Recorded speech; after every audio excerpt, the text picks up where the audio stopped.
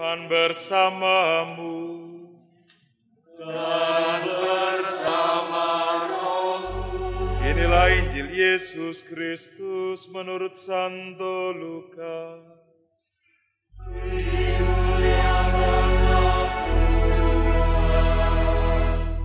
Sekali peristiwa Yesus berkata kepada murid-muridnya, ada seorang kaya yang mempunyai seorang bendahara. Kepadanya disampaikan tuduhan bahwa bendahara itu menghamburkan miliknya. Lalu ia memanggil bendahara itu dan berkata kepadanya, apakah yang telah kudengar tentang engkau? Berilah pertanggungjawaban atas apa yang engkau kelola, sebab engkau tidak boleh lagi bekerja sebagai bendahara. Kata bendahara itu dalam hatinya, apakah yang harus aku lakukan? Tuanku memecat aku dari jabatanku sebagai bendahara. Mencangkul aku tidak kuat, mengemis aku malu. Aku tahu apa yang akan aku lakukan, supaya apabila aku dipecat dari jabatanku sebagai bendahara, ada orang yang akan menampung aku di rumah mereka. Lalu bendahara itu memanggil satu demi satu orang yang berhutang kepada tuannya. Katanya kepada yang pertama, berapakah utangmu kepada tuanku? Jawab orang itu, 100 tempayan minyak. Lalu kata bendahara itu kepadanya, terimalah surat utangmu, duduklah dan tulislah segera 50 tempayan. Kemudian ia berkata kepada yang kedua, berapakah utangmu? Jawab orang itu, 100 pikul gandum. Katanya kepada orang itu, terimalah surat utangmu, dan tulislah 80 pikul. Bendahara yang tidak jujur itu dipuji oleh tuannya, karena ia telah bertindak dengan cerdik. Sebab anak-anak dunia ini lebih cerdik terhadap sesamanya daripada anak-anak cahaya. Aku berkata kepadamu, ikatlah persahabatan dengan mempergunakan mamon yang tidak jujur, supaya jika mamon itu tidak dapat menolong lagi, kamu diterima di dalam kemah abadi. Siapa saja yang setia dalam hal-hal kecil, ia setia juga dalam hal-hal besar. Dan siapa saja yang tidak benar dalam hal-hal kecil, ia tidak benar juga dalam hal-hal besar. Jadi, jika kamu tidak setia dalam hal mamon yang tidak jujur, siapakah yang akan mempercayakan kepadamu harta yang sesungguhnya? Jika kamu tidak setia mengenai harta orang lain, siapakah yang akan memberikan hartamu sendiri kepadamu? Seorang hamba tidak dapat mengabdi kepada dua tuan, karena jika demikian, ia akan membenci yang seorang dan mengasihi yang lain, atau ia akan setia kepada yang seorang dan tidak mengindahkan yang lain. Kamu tidak dapat mengabdi kepada Allah dan kepada mamon.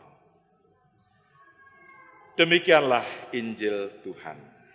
Terpujilah Kristus.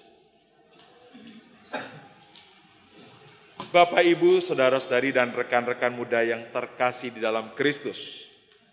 Setelah kita mendengar bacaan Injil yang cukup panjang ini, saya yakin Bapak, Ibu ada begitu banyak pertanyaan di dalam diri. Itu juga yang terjadi dalam diri saya. Misalnya, mengapa Yesus memuji bendahara yang tidak jujur ini dalam perumpamaannya? Mengapa ia dikatakan telah melakukan sesuatu yang baik? Dia telah menipu tuannya yang pertama, dan kasus kedua dia juga menipu tuannya, ya, dengan menurunkan hutang orang-orang yang berhutang kepada tuannya.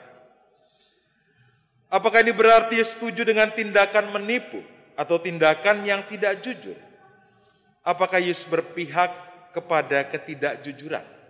Atau apa? Saya yakin ini pertanyaan kita dan juga pertanyaan saya ketika mencoba mempersiapkan ini. Tapi biarkan saya mencoba untuk menjelaskan merefleksikan seluruh pengalaman-pengalaman ini supaya juga nanti ini bisa membantu kita semua. Mungkin kita akan melihat dalam konteks sejarah. Pada masa itu, seorang tuan atau seorang majikan biasanya dia memiliki usaha. Dan dia akan mempercayakan seluruh usahanya itu kepada bendahara. Maka, sukses atau tidaknya, untung atau tidaknya usaha itu, maka sangat ditentukan oleh si bendahara ini. Ketika ada orang yang berutang, maka dia akan menaikkan bunga atau hal yang harus dikembalikan, dan maka ini akan memberikan keuntungan bagi tuannya. Tetapi, jika bendahara ini misalnya mengambil harta atau milik yang bukan haknya, baik itu milik tuannya ataupun yang siapa yang berutang kepadanya, maka keuntungan itu ada dalam si bendahara ini, sehingga tuannya mengalami kerugian. Jadi untung rugi tuannya ini tergantung pada bendahara ini. Nah, lalu bagaimana dengan konteks Injil yang baru saja kita dengarkan? Jelas pada bagian pertama dikatakan, apakah yang telah kudengar tentang engkau, berilah pertanggungjawaban atas apa yang engkau kelola, sebab engkau tidak boleh lagi bekerja sebagai bendahara. Si tuan ini kiranya sudah mencium hal-hal yang tidak jujur dari bendahara ini. Dia mendengar dari orang-orang di sekitar atau gosip-gosip yang ada, maka supaya dia tidak terkesan menuduh, maka si tuan ini meminta pertanggungjawaban dari si bendahara ini. Ya, konsekuensi yang paling tidak baik adalah dia tidak lagi bekerja sebagai bendahara jika yang dituduhkan itu benar, atau tak bekerja kalau sebaliknya, bahwa yang dituduhkan itu tidak benar. Tetapi yang menarik adalah si bendahara itu berkata dalam hatinya, lalu apa yang harus aku lakukan kalau aku dipecat? Mencangkul nggak bisa, nggak kuat. Mengemis aku malu. Bekerja yang lain aku juga mungkin tidak punya kemampuan itu. Lalu aku harus bagaimana? Maka disinilah saat-saat kritis si bendahara. Dia pusing, dia bingung, dia tidak tahu apa yang harus dia lakukan. Karena dia juga memikirkan masa depannya. Ya, keahlianku ini hanya sebagai bendahara. Disinilah saat-saat kritis dan juga saat-saat berahmat. Kenapa bisa dikatakan berahmat? Akhirnya dia memunculkan atau menemukan ide. Dia panggillah orang-orang yang berutang kepada tuannya. Oke, berapa utangmu kepada tuanku? 100 tempayan minyak. Oke, tulislah 50 saja. Ya, tulis 50. Kamu untung toh? Jadi tidak 100, ya. Nah, tulis saja. Orang ini yang pertama menerima. Yang kedua, utangmu berapa? 100 pikul gandum. Ya sudah, tulis saja 80. Kamu untung toh? Jadi untung 20 tidak harus mengembalikan kepada saya. Dari kacamata yang meminjam, mereka untung. Tapi kalau dalam kacamata tuannya, rugi. Darinya 100 menjadi 50, 100 menjadi 80. Tuannya itu sudah dirugikan 2 kali. Nah, tetapi yang menarik di sini adalah pertanyaan, apakah si bendahara ini benar-benar untung? Awalnya dia berpikir demikian. Ketika dalam kasus pertama dia mengumpulkan harta tuannya, dia ambil.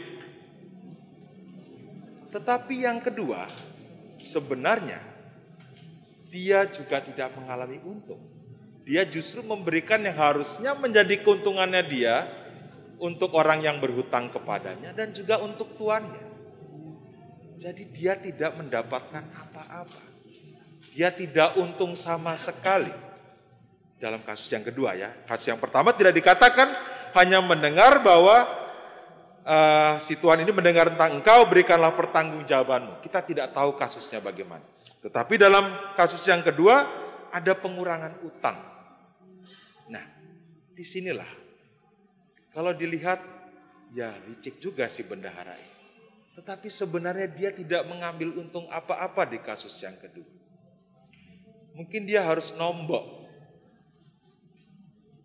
Menuliskan 100 untuk tuannya dan juga harus menggenapinya dari yang pengurangan dari mereka yang berhutang. Dia sebenarnya tidak untung.